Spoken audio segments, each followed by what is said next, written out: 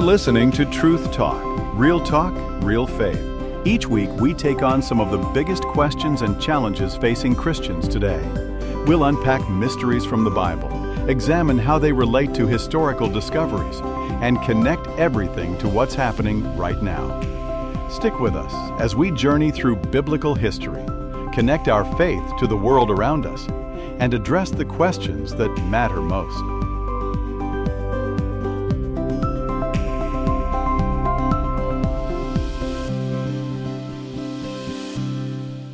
Hello, and welcome to our latest episode of Truth Talk, real talk for real faith.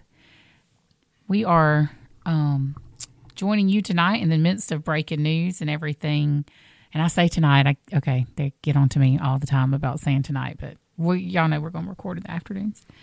A breaking news, so we're excited to get into today's topic. But first, I'm Mandy Gordon, here with our senior pastor, Bruce Gordon. You got to speak. They can't see you wave. Hello. And of course, Dale, he's in here keeping us all straight. And so let's just kind of talk about what's been the breaking news over the weekend. I mean, we've been waiting for it to break for the past week, but it really happened this morning early. By the time I got out of my first meeting during the workday, I saw a news release that all the hostages, I guess it was around 9:30 this morning, I saw that all the hostages had been released. So we're talking about the peace deal between Israel and Hamas to make sure that all the living hostages are returned to Israel. And we're still waiting on some of the hostages who have passed away for some of the bodies to be returned to their family. But this is, I mean, regardless of how it wants to be covered by mainstream media and because it's, who is president now, it is a historic deal for this area. It was an amazing thing to sit and watch 20-some-odd Arab nations as the president addressed them and talked about the peace treaty and how they had been involved in it. Egypt was one of the main ones there. Qatar was another one there, or Qatar. However. Person, I reckon it's from the north or south, wants to. Folks as far away as India and Pakistan was there. England, Canada was represented there. So this was a tremendous in scope event. It's more than just Hamas giving up. It is the coming together of a large group of the Arab world to say we want peace. We want to move forward, not look in the rearview mirror. I'll tell you, when they released that news, was it Saturday afternoon that they had signed the agreement, the initial agreements and everything? Was it Friday afternoon? Friday. I'll tell you, one of the most moving pieces of photojournalism I saw was just the miles of Gaza refugees streaming back towards Gaza City. Home, where there's not going to be much left because of the bombing and all the fighting that has gone on. But it was still that, as much as we want to get into the debate of, Palestinian, Arab, whatever you want, this is where these people have lived. And we can't forget those are real, live human beings with heartache and with their own set of problems and everything. So we can't let these other issues override it. These are people we need to be compassionate about and for. And I think it's easy for us because we're so far removed from it to be a little bit cold about the fact that Hamas is a horrible organization. They're Islamic terrorists. They're completely wrong. They are evil people. I mean, that organization is an evil organization. However, there are people who are suffering, regardless of how they view Hamas, of how they view where they stand, regardless of how they view Israel and the Jewish people. There are very, very poor people suffering because of the continued military action between these two factions. And hopefully, we will see, time will tell, they will be benefited ultimately from the outcome of the peace treaty. There is it built into it resources that will come and to the aid of these folks. The thing that has to happen is that militant idea that all they're focused on is doing away with Israel, and that's what they've spent every dime. I mean, the Gaza Strip was a beautiful place in 2005 when it was turned over to them by Israel, and it just completely demolished and destroyed it in their hatred trying to get Israel. I mean, all the money and resources they spent building those underground tunnels and all this kind of stuff while the people are suffering in poverty and starvation and everything. And I think, again, you could go back to any place, and we'll get into this a little bit deeper later. You look at any place where extreme Islam has taken over, and it has absolutely ruined that place. Look at Tehran. In the 70s, late 60s, early 70s, Tehran was a thriving metropolitan area. Women had rights. You could walk around. You could interact freely. And the government is taken over by these extreme Islamic terrorists. And, the Tehran of now looks nothing like the Tehran of that time. And that will even go out for any extreme religion, whether they call themselves, they wouldn't be, but they may call themselves Christian, will always wind up tearing things down rather than build up. True Christianity builds up, but any extreme, no matter what it names itself, you'll see that result. I thought it was interesting, just kind of reflecting on the peace deal that happened over the week, and the Nobel Prize was awarded this weekend, and the lady from Venezuela was the recipient. Tremendous lady. Yes, and her humbleness and the fact that she said, "I really want to give this honor to President Trump." Because I think we become so siloed in the United States, and we think, because all we're seeing on our news is how much on our mainstream news, is how much they hate Americans and American society and President Trump in particular. But here's this woman completely removed from the United States and how we operate. And she's like, this is amazing. What he has done for world peace is amazing. And that, I was just floored by her comments that she made this weekend. And though they are not a religious zealot nation in Venezuela, they are a dictatorial nation, and it just shows you how small, relatively small group of folks can destroy. Because I believe the majority of the folks, just like this lady's trying to do, want what is right, and they are being destroyed by this militant group of communist. Folks. Yes. Atheist society. So both extremes there we're seeing played out in front of us. The pictures that just riveted me was these hostages as they were reunited with their families. I'm actually not sure it's a good thing for that to be so public. It probably would be better for some time to elapse, and then those. But it is amazing as you see them for the first time in 2 years. That they've been hidden. Some of them light deprivation. They said. You can definitely tell how much some of them have been starved. I mean, not everybody looks. And they didn't know what was going on out there. They didn't know if their loved ones had been killed. They were sequestered where nothing came to them. So all of this is being brought to them. So it is amazing to see them as they wrap each other up in their arms and cry and kiss. I saw the couple who was separated, who she was released in June of 24.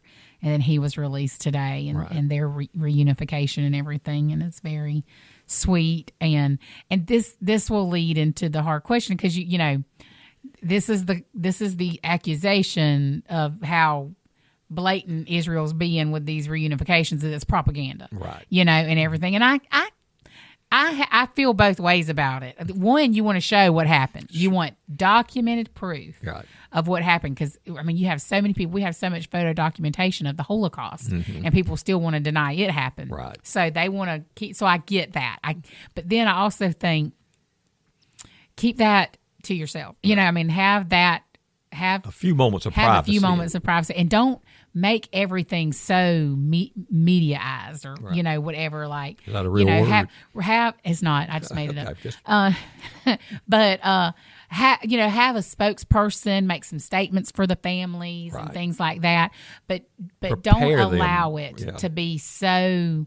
I don't even know. Sensationalized. Yeah. And I think about it, it's almost like paparazzi style stuff, the photos that are coming out and everything. And that's what kind of gives people, I think, want to then handle it at arm's length instead of rejoice about it, right? But that's just how our media is now, too. So, and then not to want to snatch defeat from the jaws of victory, you and I both were somewhat amazed to hear some of the things that's being said about this and about how 3,000 years of peace coming together, and it's a different peace, and there'll be peace for another 3,000 years.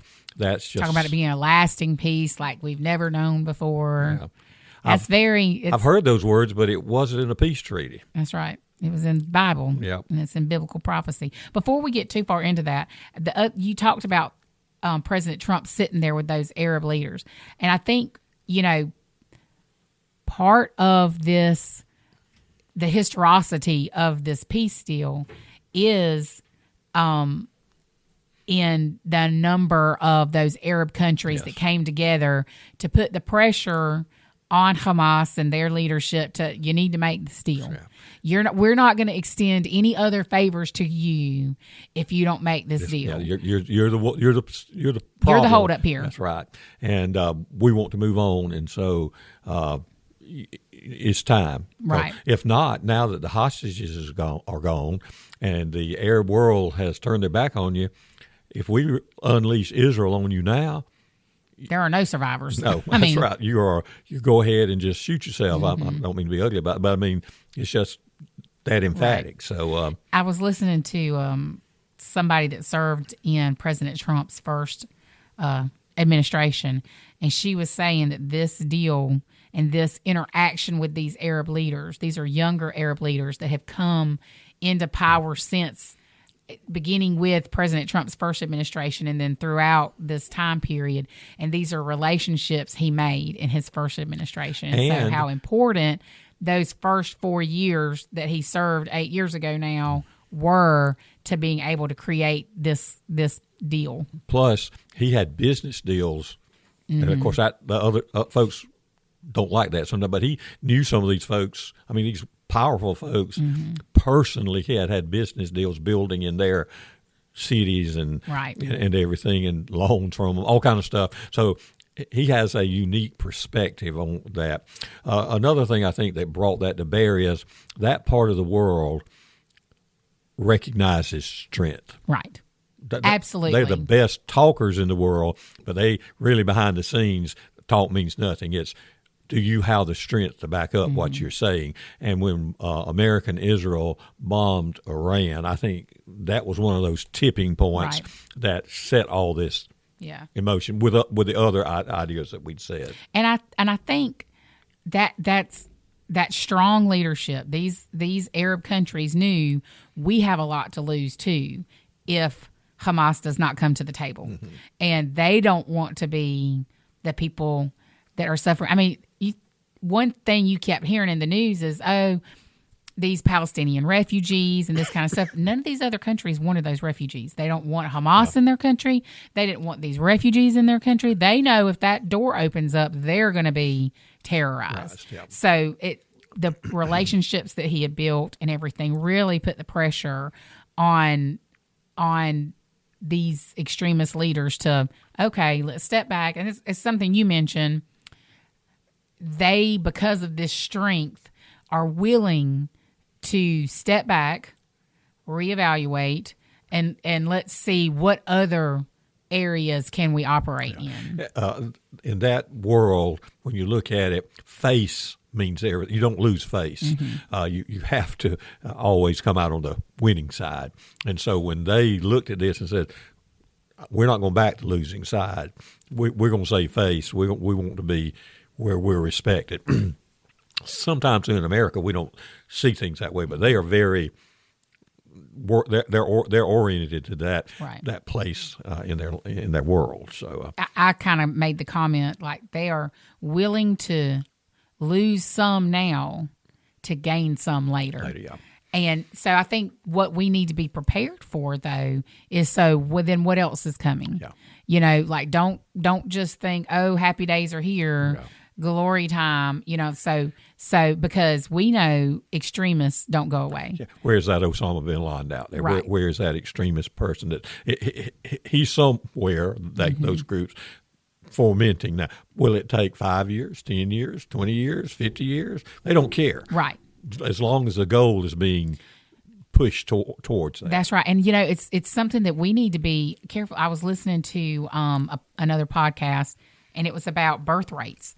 Yeah. And people who are Muslim out childbear all other world populations. Large, they have yeah. more kids than we do. And as Christians, that's what that's what the Lord said, be fruitful and multiply. Right.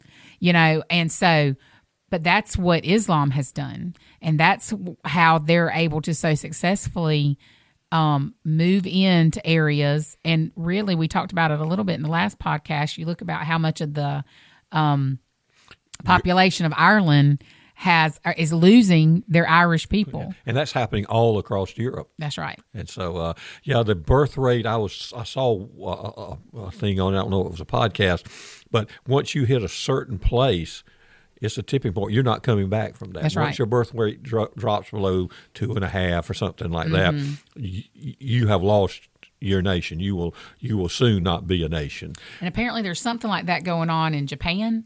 Yes. They are an older population versus a younger and China, population. both are. And you got to, and that's something that, for us to keep an eye out on a worldwide scale too. And so what do you do when your population says, you start trying to right now take things by force. Right. And so that it's real, that's we need to do Do some research. And let's talk about birth rates and how that affects, what you're called to do as Christians. That affects what we're called to do. Like, I think they said something like Christians are having 1.2 children, so that's not nearly enough to keep Christianity as the main religion of the United States of America. Right. So if our intention is to, make Kevin crowded, to steal, one of Charlie Kirk's, famous sayings and everything, which I don't think it originated with him, but he made it popular.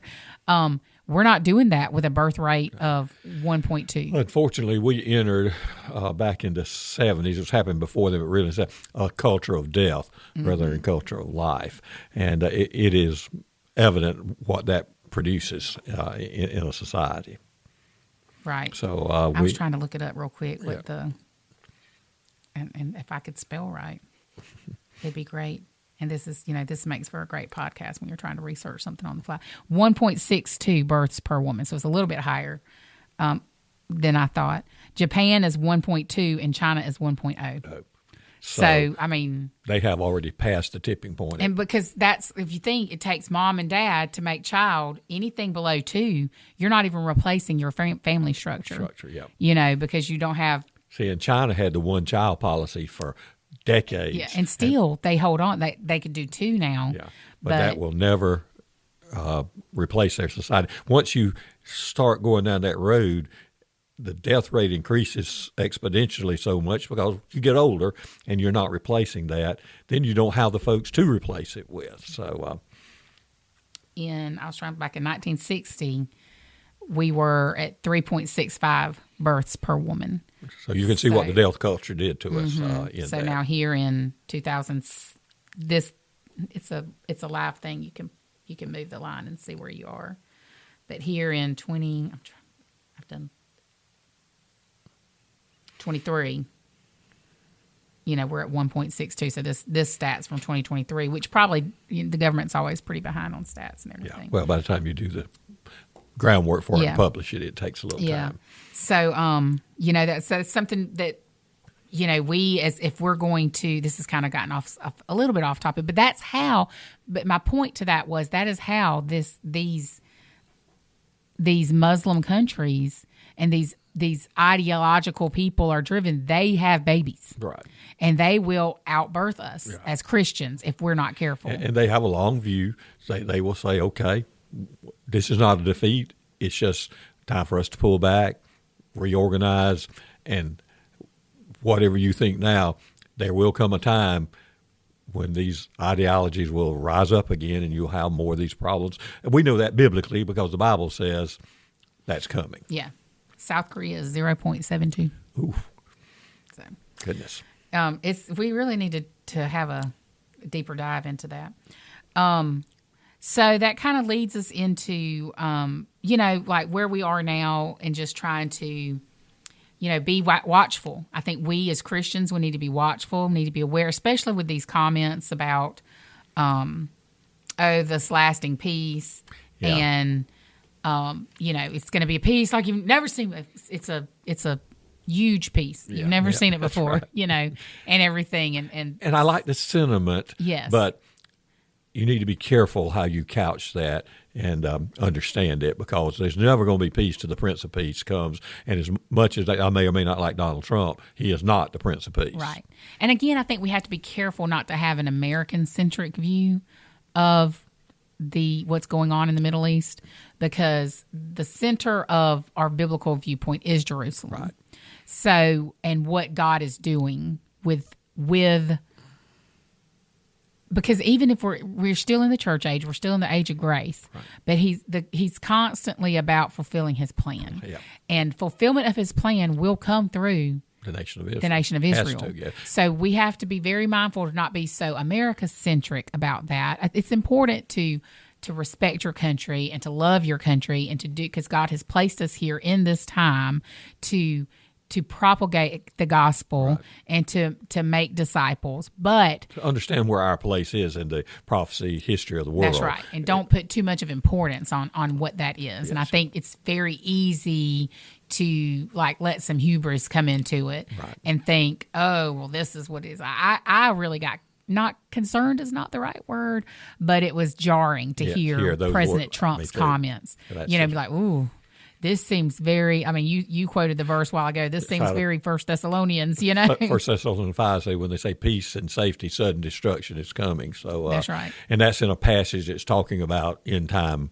events. And so certainly that gives us as Christians pause to think that that's just one more indication that we're in that end of the end times.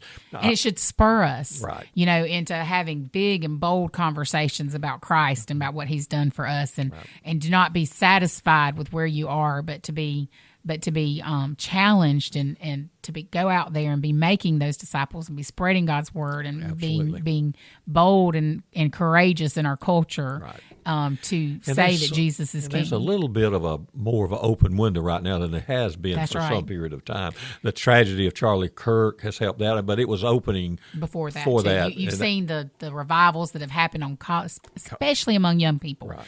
On college campuses for the past couple of years now. You see that, which is part of this work that Charlie and those of his ilk, Frank Turek, goes on college campuses. But I do think TPUSA has been a major culture change for that and everything. So you don't want to not acknowledge that, but you do see this revival spirit. And now it's very hard to see in some areas. There are some areas that are given over to darkness, but you see it way more now than we have before. And opportunity is there. Absolutely. And we need to, as Christians, we should have been prepared and be ready to take advantage. And I feel like as the church at large was very flat-footed in our response to that. And we need to figure out how we are to engage and move forward and not. As tragic as it would be very tragic if it did not produce the result that could come from it. That's right. And we want to, and this all kind of lines up with prophecy, and we can see it. And while this peace deal was like, some of the comments about it, were kind of like, ooh, for the Christian, you see it, you see that action, but it's in a humanitarian term, it's a good thing. Absolutely. And good, even though we know it's not going to be a lasting peace because we understand biblical prophecy, it is a good thing for some of the good stuff that can come of it. Yep. I shared with you before we got started this article I read from September, and it was in the New York Times, so it's a very skewed point of view article. But the headline of the article is "A Rush to Save Ancient Artifacts in Gaza Highlights All That Has Been Lost." And because again, we're so far removed, very few of us have had the chance to go to the Middle East. Travel has been limited for the past couple of years. But there's so much work being done to excavate these historical sites. And there's a lot of sites there in that Gaza area itself. I mean, you really need to, Christians, do your due diligence, go locate this area on a map and understand the historical sites that are located in Gaza. Gath. Understand, that, that would be, where the Hittites were, and where Goliath came from Gath, and that kind of, understand what that area means historically. And so there is a lot of good that can come in this time of peace. These archaeological, the door's just going to open back up for them. Yeah, that's what I was going to say. Some areas that we've just haven't been able to go into because of the political climate. I think now Turkey. I think with Erdogan, he's very big in this. I think it'll be where we can do some of that. And that we forget that Turkey is one of the centers of a Christian civilization and some Jewish, but more Christian. That's where the center of the Christian world started, really, out from Jerusalem, out to Antioch, and which is in the edge of Turkey, and that area. Churches were planted all through what is now Turkey, and so as we get to dig into that now, I think we'll get to see a lot of very interesting. I am always stunned by the fact that somewhere less than 1% of historically significant locations in the Middle East have been excavated. Just think we found tremendous stuff already. I mean, it's amazing. I mean, you look at Qumran and, just all these places that are so historically significant now because, of course, the Dead Sea Scrolls were found in Qumran.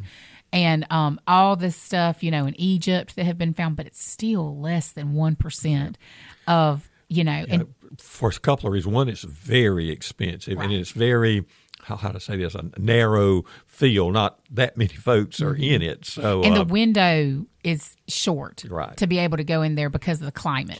So it's not an easy thing all the time. You add conflict into that, and it's even more challenging. Right. So, but I think I look forward to what can come of it because there's so much left to be discovered. There's so much history. I mean, we just know how much biblical history is out there. And I'm not afraid of that. Because every time that something is dug up, it always authenticates and it complements what the Word is saying. That's right. So it's going to be interesting. It's amazing to think what might happen now with this window open, that we can go into some of these places, maybe even Iran is a rich place. Oh, absolutely. And we had prior to the Shah falling. Yeah, the Shah falling. We had really been able to make some. I've almost said Saddam Hussein, and I knew it wasn't right, and my brain was trying to process it. Yeah. Prior to that, we had a lot of success and openness in Iran, and those doors just slammed shut when that happened because of the Persian people are a great people, and they still speak Persian. Today they say it's Farsi, but it's Persian is what it is, and they are very open to the Word of God. It's just this tyrannical Islamic. I was listening. I follow a lady on TikTok, and she's Iranian, but they immigrated in the 70s, I believe, and so her parents saw the political climate and got out because she looks to be about my age, probably, and so she's always talking about she is very radical. She can't stand radical Islam because she personally feels like it ruined Iran. So she talks about be careful. She's particularly talking to these European countries that have allowed themselves to be just run over with these immigrants coming across the Mediterranean. Having babies, 6, 7, 8, 10 a family where they're having 0.1. Right, so exactly. So she's really interesting to follow, and she's I want to say she said that Iran, when the Islamic extremists took over, they were like 60% Christian in Iran. Goodness. And just they just took over, Right. and there was no one strong enough to stop them, and people just and that didn't happen by just one wave of somebody taking over. Somebody got into power, and that's what we have to be on standby for. But I'm kind of getting off topic again, but just really looking forward to, that history being opened up. I mean, you think about, all that culture, you think about Byzantine culture, and it's just rich with history. I mean, you look at this is more in Iraq, but Susa and where it is. I was showing you another article about some findings of where the quarry was that was found that built Darius's castle in Susa, and that's from the time period that Esther's written in, right? So, I mean, you think about it, that's amazing that you're finding these quarries and you can tie that rock that was found in this area back to this place in Susa and be able to paint those biblical pictures. When God created, He made this granite and rock so that you can tell by examining it exactly where it came from, and time period. It's amazing. And so when they get there and get to looking and put all those things together, it's an exciting thing. Hope it's going to be an exciting time. I'd love to have the opportunity to. I wish I had the Constitution. I just don't know that I do as I get older to go on one of those archaeological expeditions because they are work. Oh yeah, and you're in not great climate conditions. They're great for the people that are used to it. I mean, they pick the premium season to go in, but they're not what I'm used to. Right. But I would love to go and have the opportunity to see some of that archaeological work being done because it's just fascinating to me. Some great people to follow to stay on top is Associates for Biblical Research. They're kind of my top people that I always go with. IAA, that's the Israel Antiquities Authority. They're always really good. Even though that's Israel's Antiquity Authority, and they're very politically involved, but they have rooms or spaces in all of these regions. They're not just only in Israel. Right. They have a stake in all the archaeology that's going on. The Egyptian Antiquities Authority does too. I also like to follow just a couple of people here in the United States. Titus Kennedy. He does a lot of, he's interesting to follow. He does a lot of excavation stuff. Scott, I can't remember Scott's name, but he's with Associates for Biblical Research, and he's really good. I watch a lot of his content. So if you're interested in archeology, there's tons of biblical. That's right, biblical content. Look for biblical content because you're going to get a much more realistic viewpoint. And it was centered in the areas. If you just go archaeology, you may be digging in China. Denmark, or something like that. Yeah, you're going to end up in Viking territory if you're not careful. Yeah, so look for biblical archaeology, simply just so you're focused on that world. And you'll get things in hundreds and thousands of years rather than millions and millions of years as well, so which aligns with our biblical viewpoint.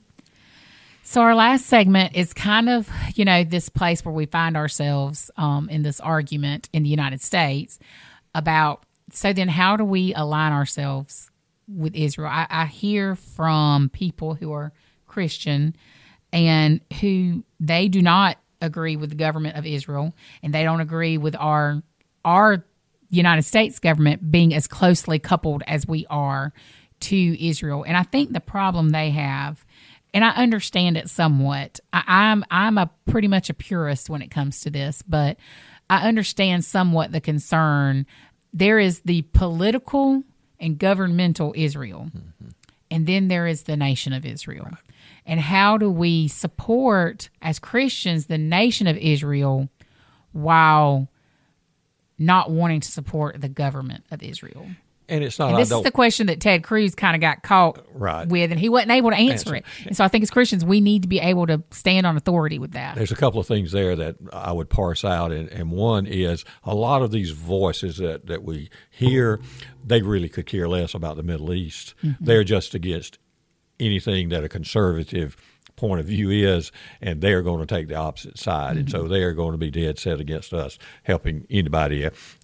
If they are just opposers, but not all. But you see a lot of that. So when you go then to look, I have no problem with supporting either the nation or the people, the government. Not that I want to sanction everything the government says, but Israel is a democracy, right? And we are again removed from that, and most folks are removed from that land by thousands of miles, so we don't really see what's going on there. But it is amazing. In Israel proper, there are Jewish folks, Muslim people, Arab people that all are part of Israel. There are Arabs that fight in the Israeli army. There are Arab folks that are in the Knesset.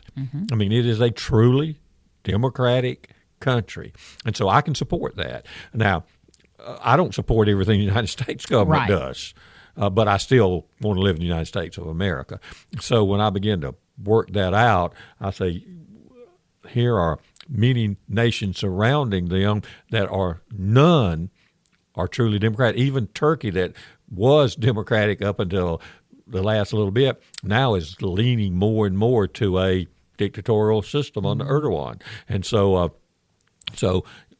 I will defend vigorously supporting another democratic nation with similar values that we have. And I think that's where we really have to say, look, they're surrounded, completely surrounded by people who want to annihilate them.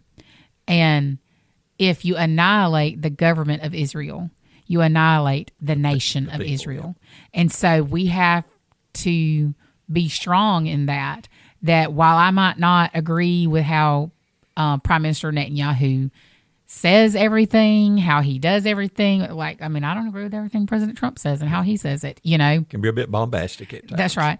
But they are the only democratic republic in the Middle East. Right. Everybody else is run an autocrat. Right. So, and a lot of those autocratic nations, while they are more, some of those autocratic nations, while they have a bit more democracy to them, they're still autocratic. Don't cross the line. the other ones are straight out radical. Right. So we cannot. Our nation's defense counts on Israel being there. Right. Because if you think they're not coming after you, you're insane. I mean, they've already shown us they're willing to come after us. They flew 3 planes into the United States, into the Pentagon, and 2 into the towers, and 1 tried to get back to the Pentagon again. So I think we would be ridiculous if we don't see why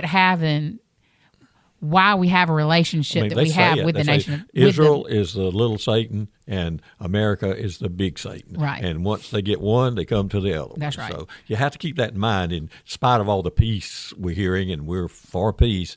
But remember, underlying all of this is a philosophy that is diametrically opposed to everything we are. And I think what you have to do is you can't just say, well, because the Bible says I'm supposed to support Israel. Okay. That is your one. Like, this is why I support Israel. That's your number one. But you really need to be able to back that up with some solid facts, and because you've got to be able to make your point of view clear. And so there's a reason that we support Israel. And the number one reason is because God told us to. But outside of that, I've got some solid facts that go with that. With the That's right. So that's what I'm saying, that you've got to be able to. On the other side of that, we cannot lose our humanity and compassion for these other folks that are being persecuted, killed. We saw today that Hamas turned on some tribes. That didn't do exactly what they wanted to do or something, and were killing them. Mm-hmm. So we do not need to shut our compassion down for others. That's right. It's going to be, and it's never going to be easy. Nothing how you parse out how we deal with people as Christians are easy. it is difficult because it requires us to set aside our emotional responses and set aside what we want to happen, what our vision of justice is, and it lets us say, but we want what God's vision of, what not God's vision, but we want God's justice. Right. And so we have to set aside what our ideas of justice is, what our ideas of right and wrong is, and says, wholly thine. Yep. It's wholly thine. Yep. And it's hard sometimes. Yep. We accept his will, but that's easier said than done. Right. Worked out practically can be difficult. It can. And God wants our obedience.